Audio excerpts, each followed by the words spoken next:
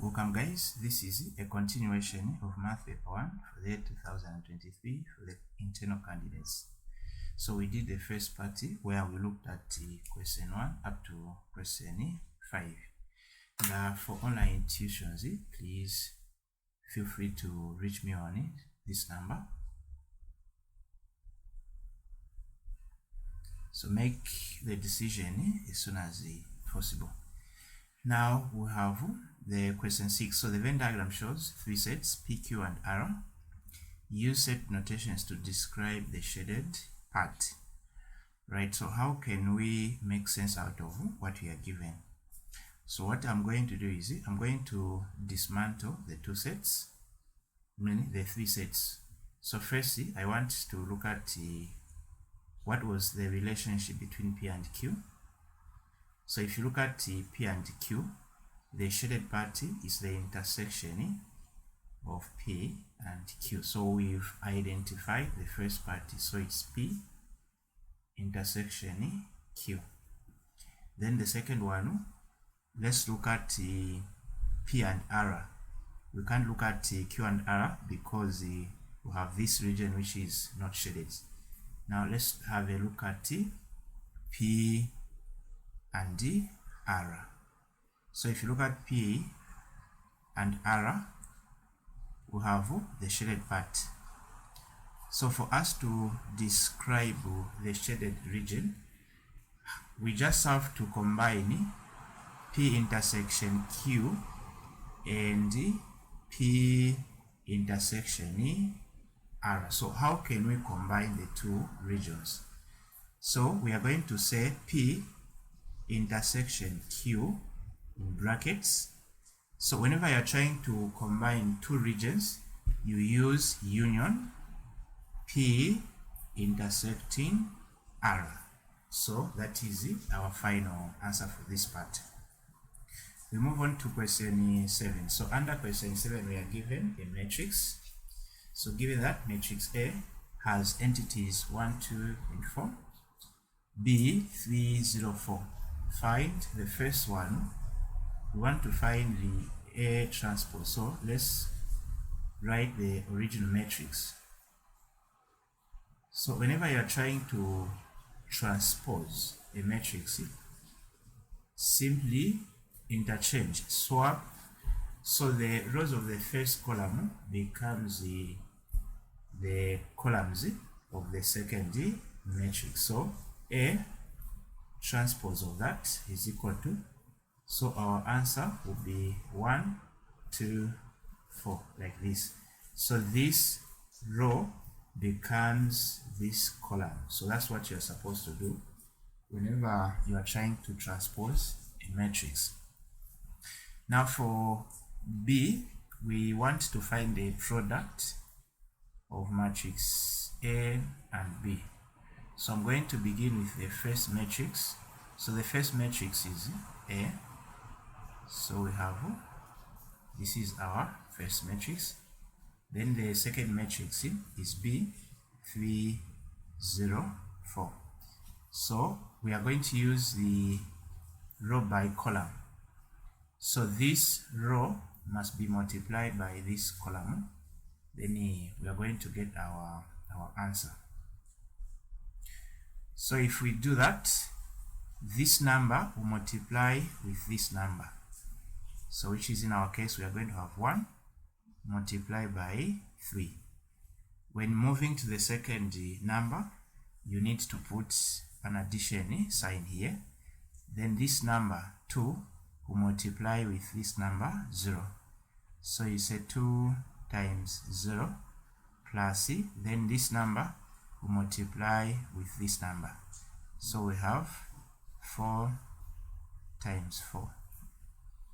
Then we are going to have 1 multiplied by 3 is 3 plus C. 2 times 0 is 0 plus C. 4 times 4 is 16. So we just have to find the sum. So 3 plus 0 is 3 plus 16. Our final answer is 19, which is a 1 by 1 matrix. Right, so we move on to question 8. So under question 8, we are looking at an arithmetic progression. So let's look at this question carefully. So given that 25 and 13 are the first and third terms of arithmetic progression respectively, find the second term.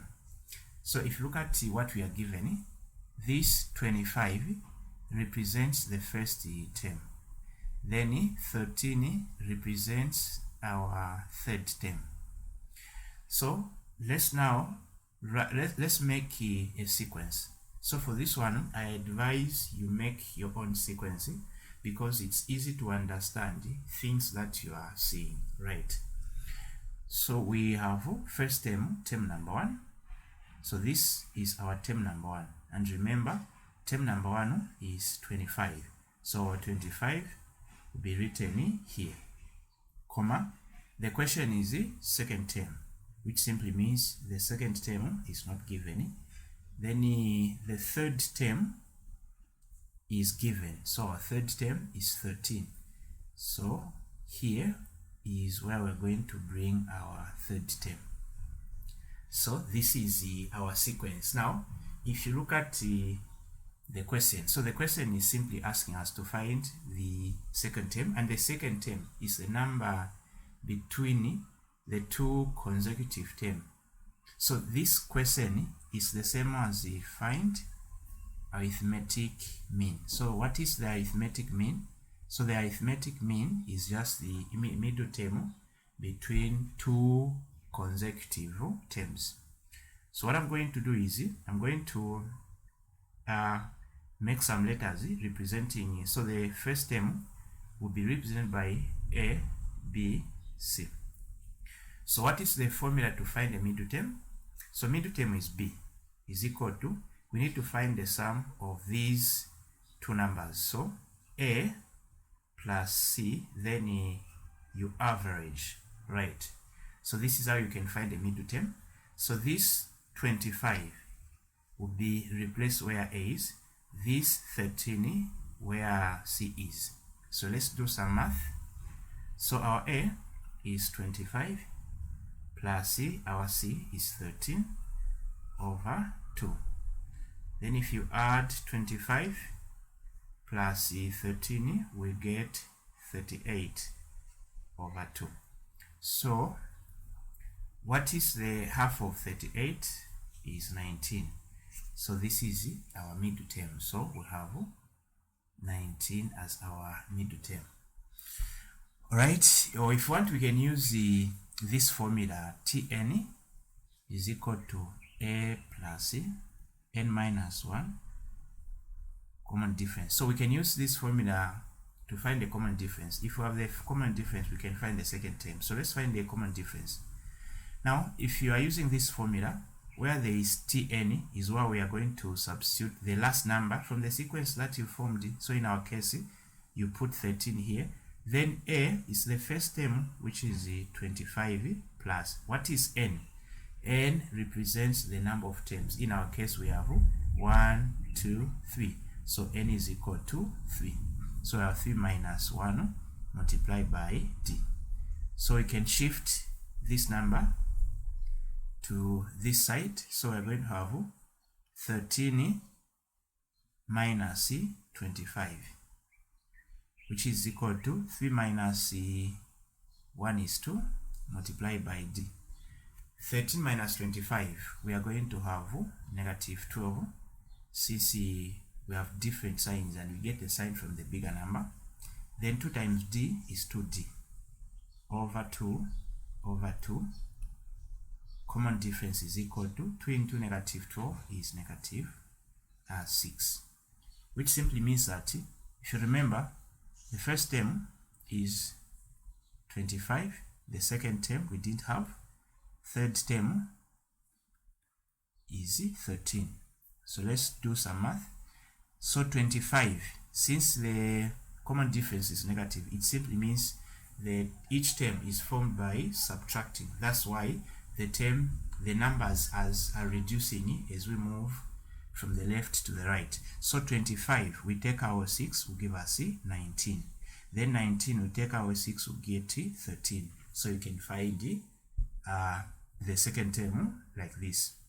Now for question B, we just want the formula for the nth term.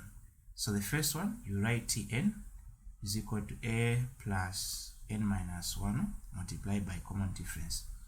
So if you are solving for nth term, you only substitute where there is a and d. This is where you have to do the substitution. So where there is any, you don't have to put anything. So the Tn will just come like this. A, we say d is our first term from our sequence, which is 25 plus n minus 1. Then the common difference is this number, negative 6. Now I'm going to rewrite the last part. So I want to begin with negative 6. So for those maybe that I use where the number is on the left side, it's okay to represent it like this, whereby you now expand this negative 6 multiply with n, so giving us negative 6n. Then the second one, the same negative 6 must multiply by negative 1, giving us plus 6. So here the last part is we just collect the like terms. So the like terms are 25 and 6. So we're going to have negative 6n plus 25 plus 6. So you don't have to change the signs because the numbers have not crossed the equal sign. So 25 plus 6 is 31. So this is our final answer. Alright, we move on to question 9. So under question 9, we have two questions. The first one is from probability.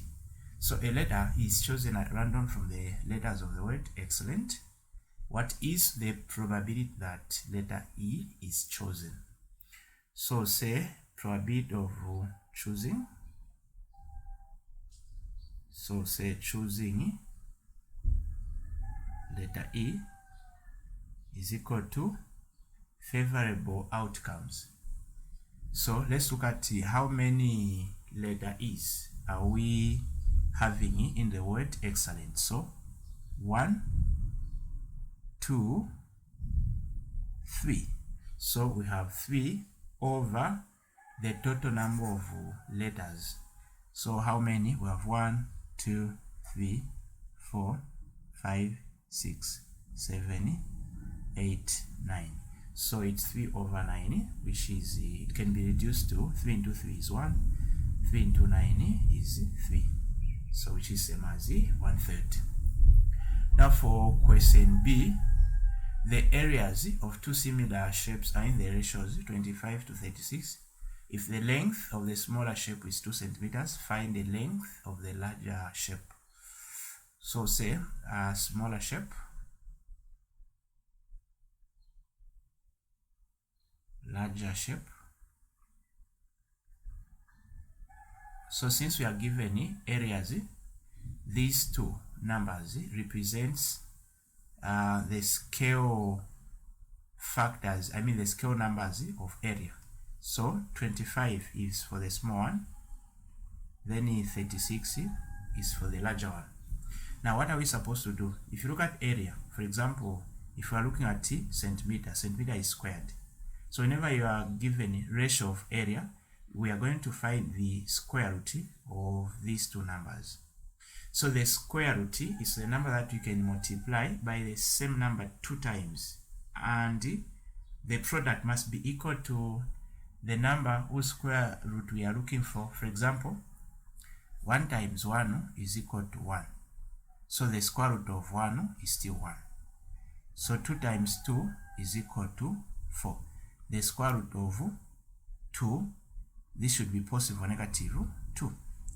Then 3 times 3 is 9. Square root of 9 is 3. 4 times 4 is 16. Square root of 16 is plus or minus 4.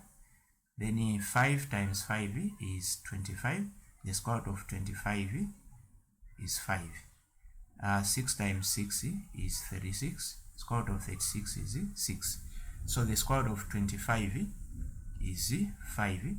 Then 36 is 6. Now the reason why we are ignoring the negative part of these two square root numbers is because we are dealing with the length. We cannot find the negative length. So now after we are done finding these numbers, these are called the scale factors. Now since we are dealing with length is just the distance, same as perimeter. Perimeter is raised to the power 1. So you don't have to do anything with the scale factors. Then what is our last step? Look at what you are given. If they're smaller, so we are given the length of the smaller. So this 2 centimeters will be written where smaller is. So 2 centimeters. Then here we put x, we cross multiply. So you say 5 times x will give me 5x is equal to 2 times 6 is 12 centimeters. We divide by 5, we divide by 5. So x is equal to 5 into 12 is 2, remainder 2 over 5 centimeters should be to the power 1. Right. Then the last question, question 10, we have set A, we are given in set beta notation, and set B also in set beta notation. List A, set A intersecting B. So first we need to write the original set A. Now how can we change the set in a set beta notation into its listing format?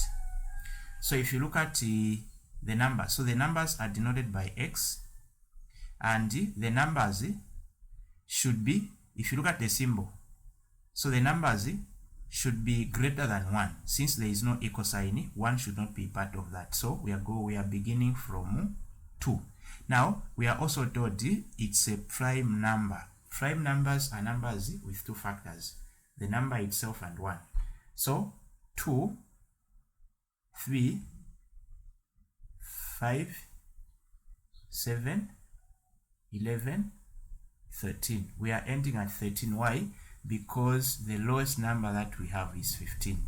Now 15 is not a prime number because 15 have 3 factors, 4 factors, 1, 3, 5, and 15 itself. So we are done with A. Let's move on to B. Let's look at B. So B, 0 is included. Now if you look at the odd numbers are numbers that are not divisible by 2. So numbers like 1, 3, 5, 7, up to 9. Why are we ending 9? Because the last number is 10 and we want numbers less than 10. So we've listed the 2 sets. Now we go back to our question. So the question is A intersecting B. So A intersecting B, we want now the elements that are common in the 2 sets.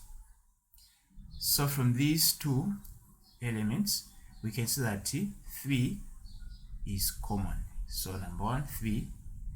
What else is common? 5 is common. Right. Then 7 is also common. So this is our final answer. If you want, you can maybe make a Venn diagram. Right. So if this is our Venn diagram, so this is set A, B. So from this Venn diagram, 3 is common, 5 is common, 7 is common. So if we cancel 3, 5 and 7, so here we are going to have 2, 11, 13. Then if we cancel this, and this, we have 1, 9. So this is our intersection. Now we move on to the last part. So the last part is under the indices. So we have 2 raised to the power x plus 3. Now if you look at this number on the right side, so we are going to get the 16 to the top. Now the sign of the power of 16 will change. So this will become 16 raised to the power -1. Now, whenever you are solving equations involving indices where the unknown index is involved, we need to make sure that the bases are the same. Now, you can look at the right side. We have our base 2. So we need to make sure that on the right side we have the same base. So how can we now break the numbers to know how many 2's do we need to go back to 16? So what you do is this. Since we want to, let me see if I can show you. So here we want these two numbers to be the same. Now, to what power can we have still 16? So in case you don't know, you do this. You write 2 here, then you start dividing to 16. So 2 into 16 is 8. You bring another 2. 2 into 8 is 4. You bring another 2. 2 into 4 is 2. You bring another 2. 2 into 2 is 1. So you end when you get the value of 1. Then how many 2's do we have? We have 1, 2, 3, 4. So it is raised to the power 4. Remember, there is this negative, which is -1. So according to the laws of indices, we can multiply this by this, giving us to the power -4. Since the bases are the same, then the indices must also be the same. So I can cancel this. My final answer is x plus 3 is equal to -4.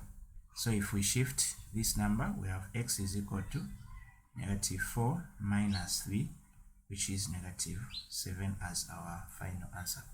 So as you can see, mathematics is very simple. Just make sure you practice more, and you need to start your tuitions, please, as soon as possible, so that you don't have to repeat subjects like this. So that's it for this video. Thanks for watching.